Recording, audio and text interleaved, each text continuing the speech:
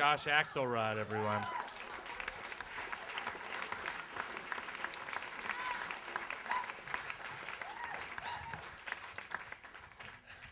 Thank you.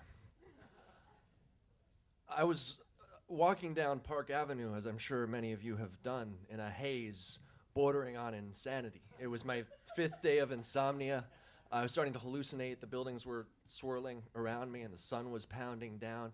And I didn't know where I wanted to go to. I had just come out of my shrink's office, and she said she thought that my anxiety and my sleeplessness had to do with my financial situation, which was bad. I was carrying about $30,000 in credit card debt and had less than $1,000 in my checking account. Minimum payments due in a week that I couldn't quite make. And she said in light of this, she thought it was time that I think about looking for work. And I thought that was crazy. So I left in a bit of a huff and was right at Park and 25th, and I walked by this building that I'd seen a lot in the past. It was a stone structure, it looked like a bank, sort of an austere, serious facade, but I saw a sign in the window that I'd never noticed before, and it said, "Cash loans for gold." And I thought, this is not a mainstream lending institution. And I stopped. I looked down at my watch, not to check the time, but to confirm that I was still wearing the solid gold Bulgari that I inherited from my grandfather. And I was, so I stepped through the door thinking, has it really come to this? Now, I wasn't supposed to be broke. I didn't think it was part of God's plan for me to be broke. In fact, just 3 years earlier, I sold a book to a major New York publishing house for a good bit of money. Now, I hadn't written that book.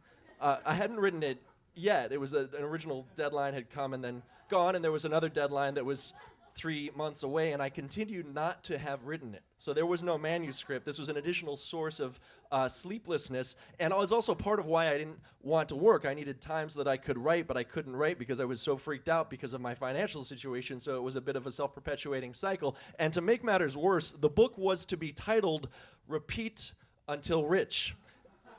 And it was a memoir.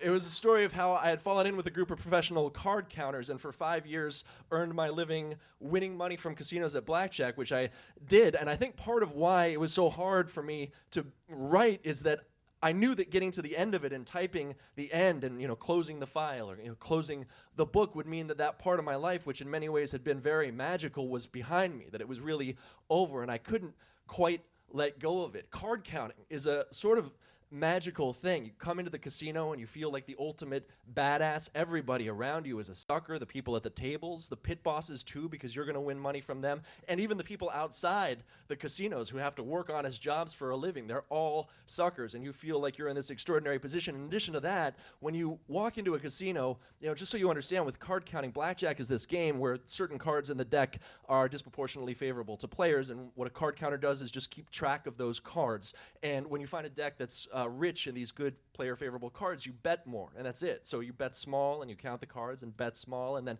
you find a good count, and you bet a lot, and then small again, and this pattern is conspicuous. Casinos are able to identify it, and when they do, they ask you to leave, or they tell you to leave. So the moment you walk into a casino in a card counting session, a clock begins to tick, and it's only a matter of time before they figure you out or recognize you because they exchange photographs with each other. They take photographs. You can walk into a casino that some other casino has sent photographs of and be thrown out even though you've never played there before and they haven't even seen you in action. And the same thing happens on a grander time scale also. Over the course of your card counting career, you start out with a clean face, unknown to the casinos, and you're able to play everywhere, and over time you run out of options and you become hot and feel the whole experience of it beginning to slip through your fingers. It started to happen to me. I started in Las Vegas playing big casinos, the best places in the world to play blackjack in, and within a couple years, 2002, 2003, I was being sent on trips to northern Indiana, and not just northern Indiana, to Gary,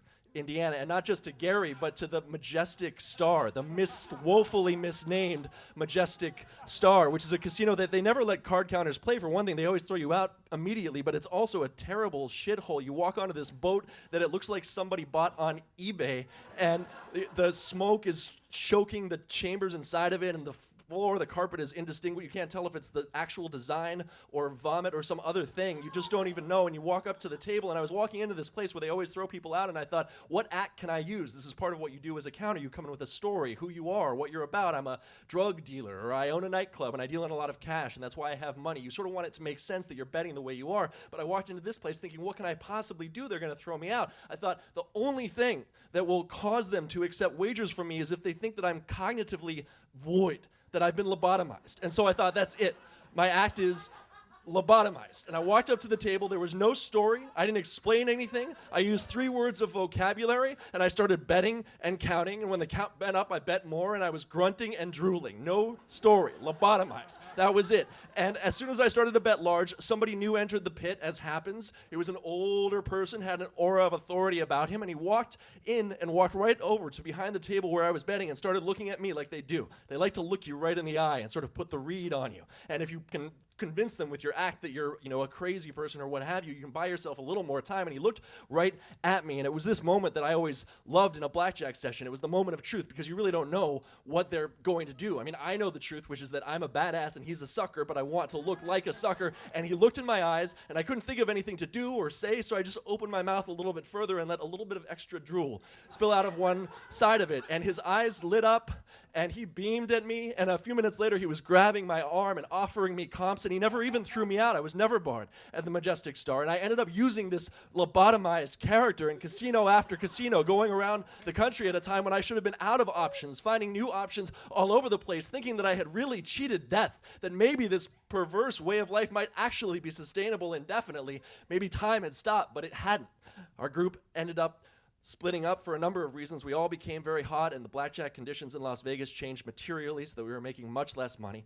And I sat down at home and started trying to write and to learn how to write. And eventually I got an agent, and I put together a book proposal, and to my astonishment, it was purchased. And I found myself in a new life, sitting at the computer, writing or trying to write. But every time I started a sentence in which the blackjack stories were taking place in the past tense, I couldn't quite bear it, and I became restless, and I would log on to the internet just to procrastinate a little bit, bang out some money maybe on an internet poker site, send $100 or $200 over to some offshore website, based in some other country.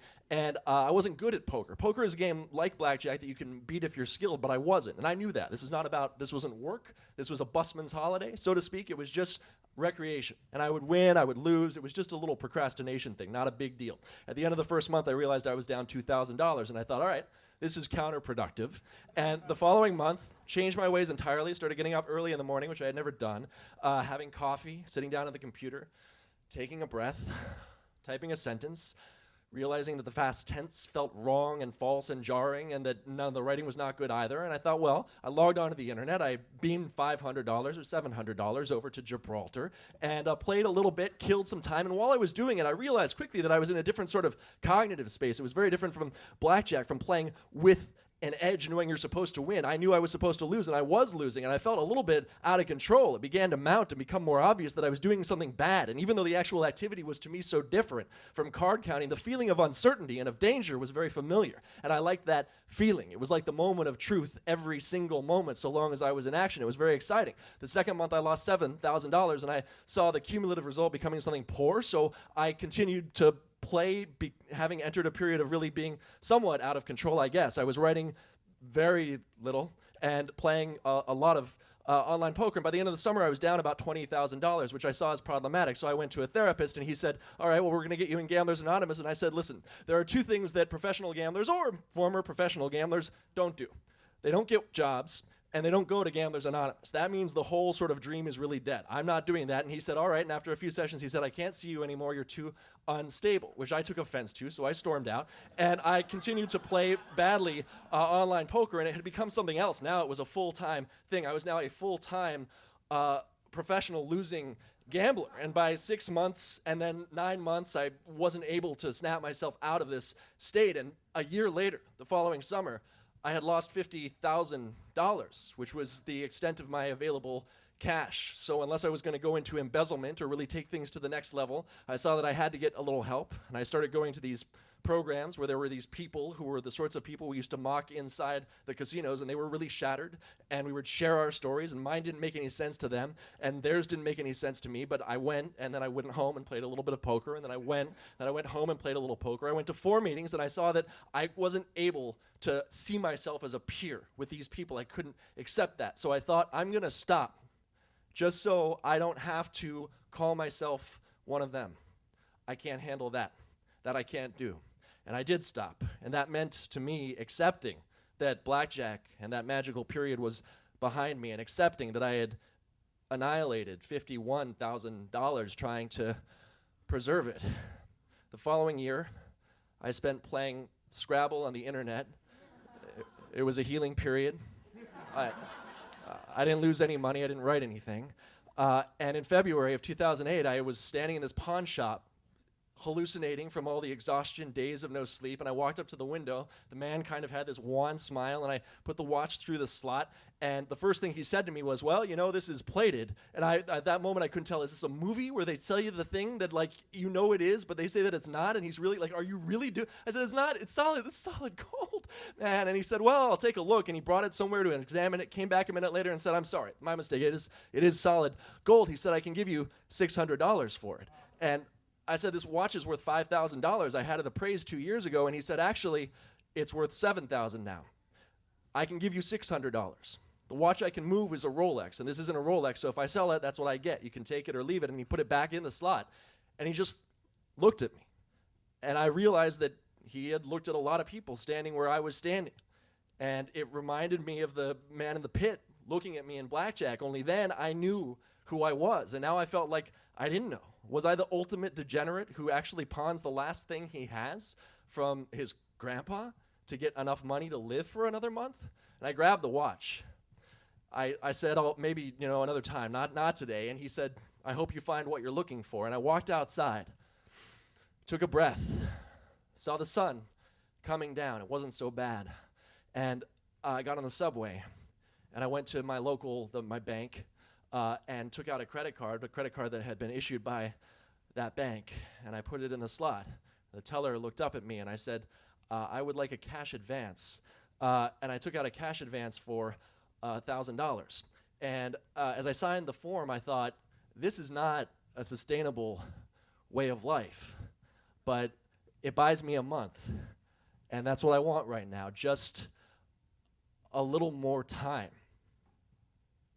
Thank you.